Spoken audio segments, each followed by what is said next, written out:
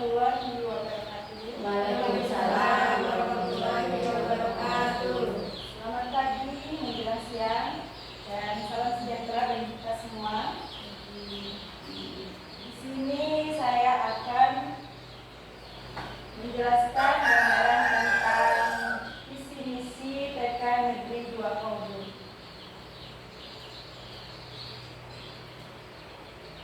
Ini adalah Sekolah TK Negeri 2 Kaubun.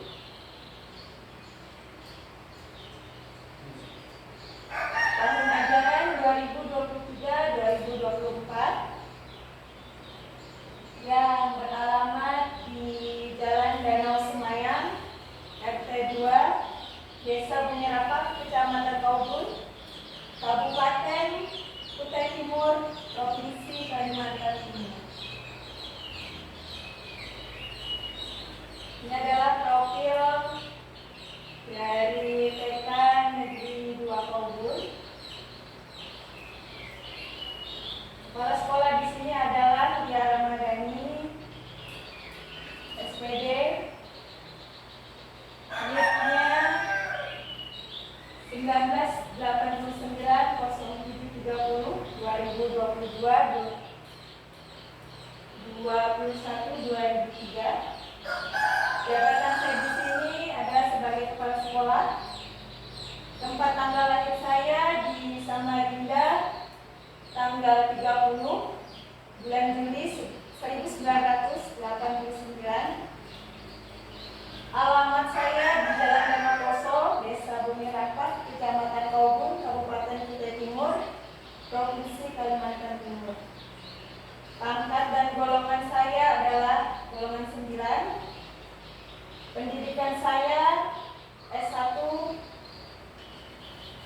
Nama sekolah atau lembaga yang saat ini saya bekerja adalah di TK Negeri 2 Kaubun, NSS atau SNM atau NDS, yaitu 001 161 01 5002. NPSN-nya adalah 69866494. Dan sekolah TK Negeri Kaubun, TK Negeri 2 Kaubun sudah mengikuti akreditasi dan alhamdulillah sudah mendapatkan nilai B, dan semoga kalau kita nanti mengikuti akreditasi lagi kita bisa mengubah nilainya, semoga bisa bertambah, bisa lebih baik lagi. Yang tadinya mendapatkan nilai B, semoga bisa mendapatkan nilai A. Tahun didirikan TK ini adalah tahun 2014 dan beroperasi di tahun 2014. Status kepemilikan tanah yaitu hibah dari desa. Luas tanahnya seluas 1.600 meter persegi. Status bangunan miliknya adalah pemerintah. Nomor surat tanah 593/044 pemerintah. Luas seluruh bangunan yaitu 900 meter.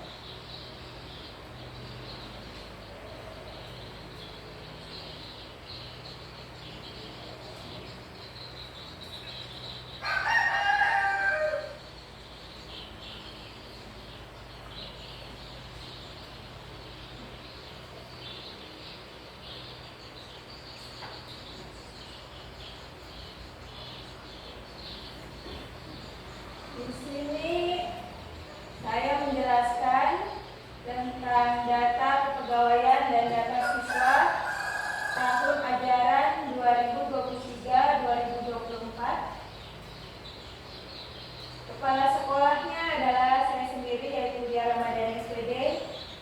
Dan di sini ada 5 kelas. Ada kelompok B yaitu sebanyak 3 kelas dan kelompok A sebanyak 2 kelas. Guru kelas B1 yaitu Ibu Mirnasari, dan di sini Ibu Mirnasari mendapatkan tugas tambahan sebagai bendahara BOP. Dan guru kelas B2 adalah Ibu Tati Patona, dan tugas tambahannya adalah kepegawaian. Guru kelas B3 yaitu Nurhayati SPD, tugas tambahannya adalah bendahara sekolah. Guru kelas A1 adalah Ibu Sahli Tenrisau SPD, dengan tugas tambahannya sebagai wakapurikulum. Dan guru kelas A2 adalah Ibu Juni Nuri Astuti, dan tugas tambahannya adalah sebagai operator dapur. Di sini juga ada tata usaha yaitu Ibu Siti Miasaro, dan petugas kebersihan Ibu Hafian. Dan jumlah siswa pada tahun 2023-2024 yaitu sebanyak 91 siswa. Siswa kelompok B1 sebanyak 20 anak, dan siswa kelompok B2 sebanyak 20 anak. Siswa kelas B3 sebanyak 21 anak, dan siswa kelas A1 sebanyak 15 anak. Siswa kelas A2 sebanyak 15 anak.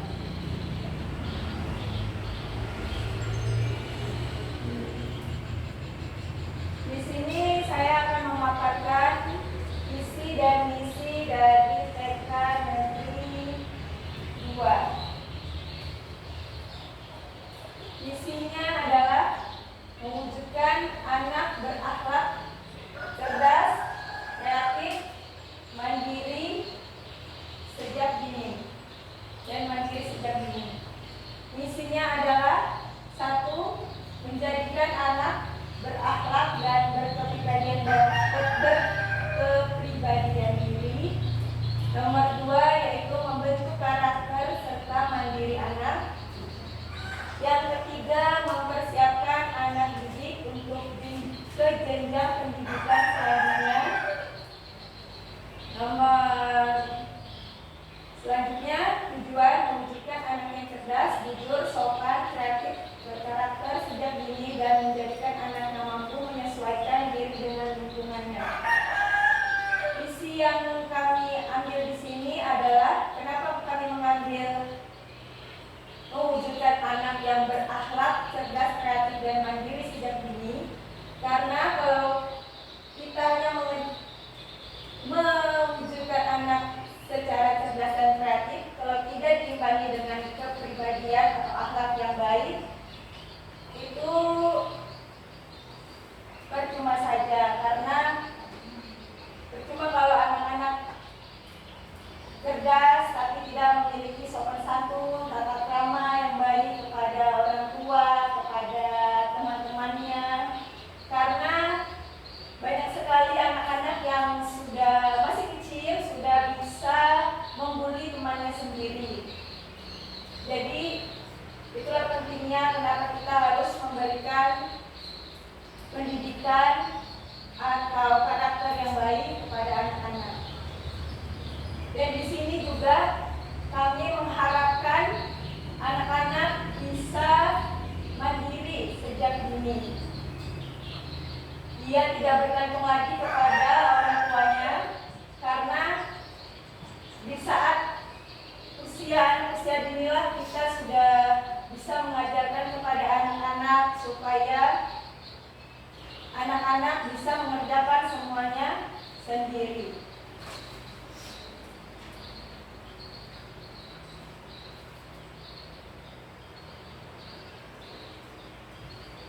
Karena pada usia 0 sampai 5 tahun itu adalah masa keemasan. Jadi kalau kita mengajarkan anak-anak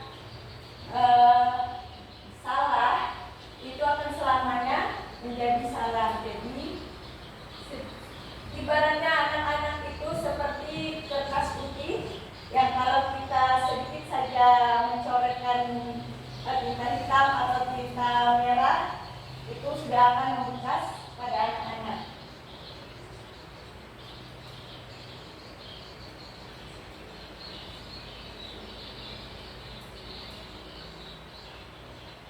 Dan di sini saya menambahkan tentang kurikulum apa yang kami ambil di TK Negeri 2.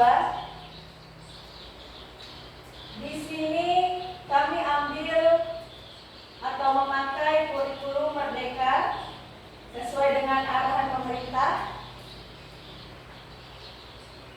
Kenapa kami mengambil kurikulum Merdeka? Karena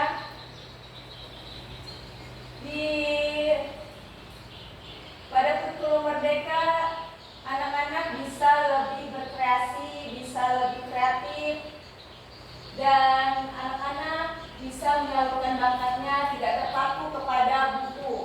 Jadi guru-guru bisa lebih kreatif juga, tergantung kepada anak-anak, maunya anak-anak. Kalau anak maunya belajar di luar, walaupun gurunya sudah menyiapkan rencana pembelajaran harian, tetapi anak-anak maunya hari ini belajar di luar, maunya berkreasi di luar. Jadi guru-guru yang mengikuti kemauan anak-anak. Anak-anak bisa menyalurkan pendapatnya, bisa menyalurkan bakatnya kalau di kurikulum Merdeka. Tidak pada waktu kemarin kita menggunakan kurikulum 2013, anak-anak hanya terpaku kepada gurunya. Jadi gurunya sudah menyiapkan rencana pembelajaran harian dan itulah yang harus dilaksanakan pada hari itu.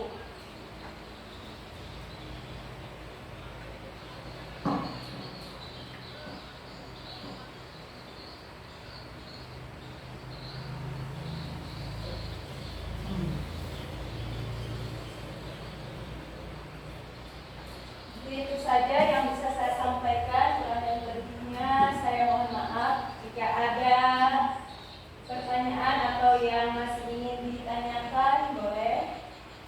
Saya Bu. Silakan Bu. Apa visi yang menyatakan tujuan besar yang ingin dicapai oleh satuan pendidikan?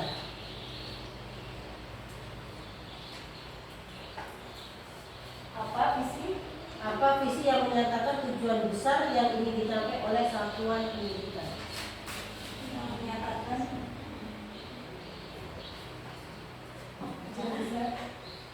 Tujuan besar yang ingin dicapai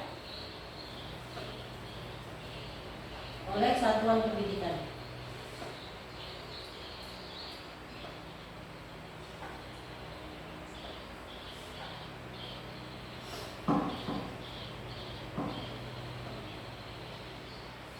ada lagi? Saya Bu, kenapa TK Negeri 2 menggunakan kurikulum Merdeka dan apa perbedaan antara kurikulum 2013 dan kurikulum Merdeka?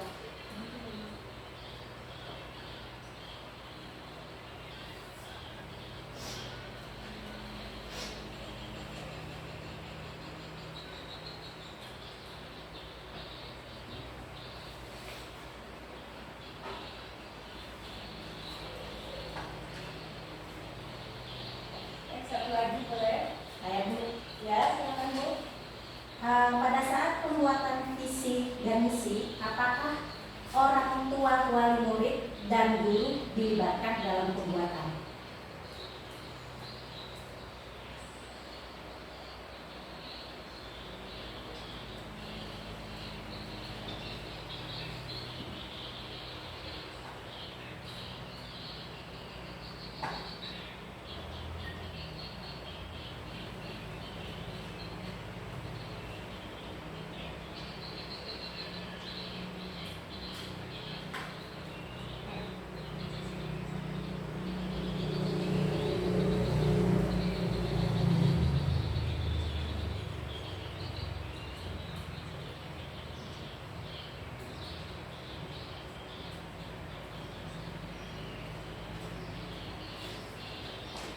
Tadi pertanyaan yang pertama yaitu apa visi yang menyatakan tujuan besar yang ingin ingin dicapai oleh satuan pendidikan. pendidikan.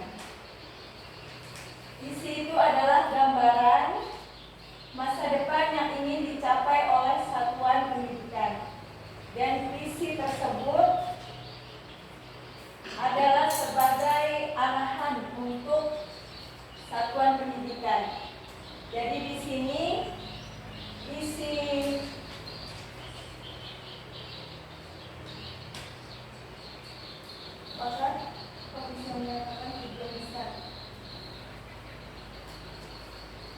jadi di dalam visi tersebut kita harus memberikan tujuan yang besar kepada anak-anak,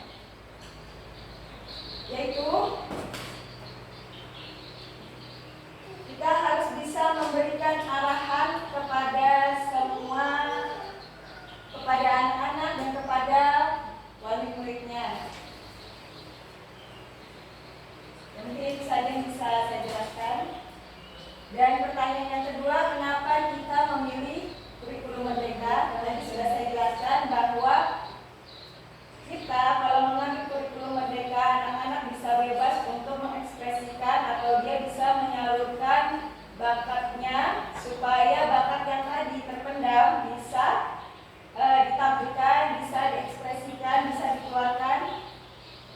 Dan guru-guru juga, anak-anak juga tidak terpaku kepada buku saja, jadi bisa bebas.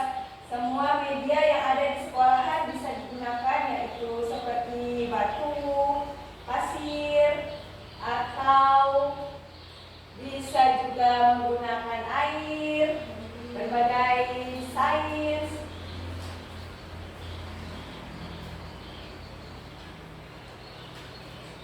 Dan kalau bedanya antara kurikulum 2013 dan kurikulum merdeka, kalau kurikulum 2013 itu tidak ada yang namanya profil Pancasila.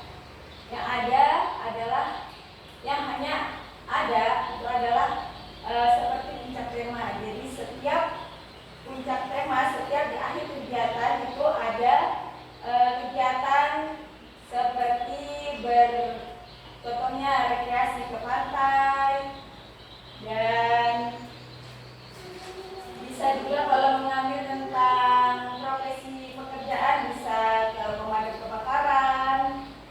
Kalau kurikulum merdeka itu ada yang namanya P5 atau profil Pancasila. Itu anak-anak juga berkreasi di situ. Dan tidak hanya anak-anak yang bisa ikut dalam kegiatan P5. Orang tuanya juga bisa ikut berkreasi, seperti di tahun 2023 kemarin kita mengadakan profil Pancasila tentang kesenian daerah. Di situ anak-anak bisa menampilkan macam-macam kesenian tari dari berbagai macam daerah, dan tidak hanya muridnya yang bisa menampilkan, orang tuanya juga bisa menampilkan. Jadi ada kerjasama di antara sekolah, anak, guru, dan orang tuanya. Jadi kemarin orang tuanya itu bisa menampilkan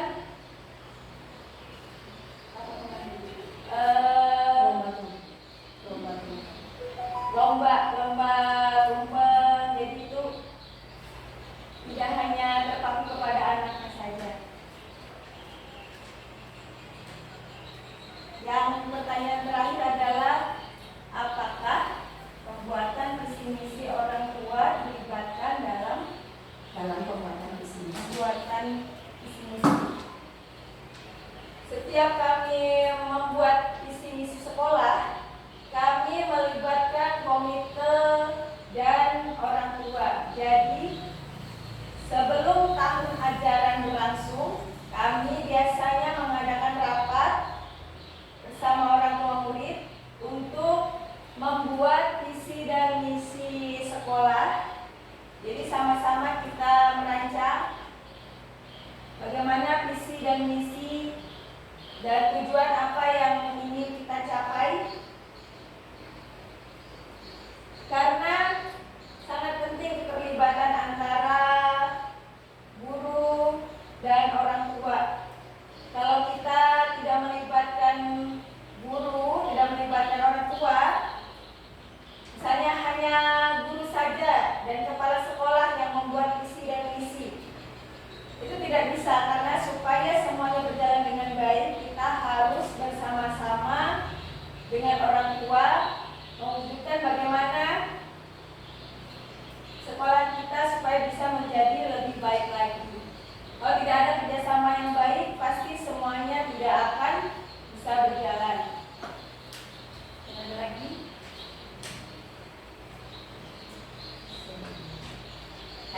cukup sekian. Kalau tidak ada, itu saja yang bisa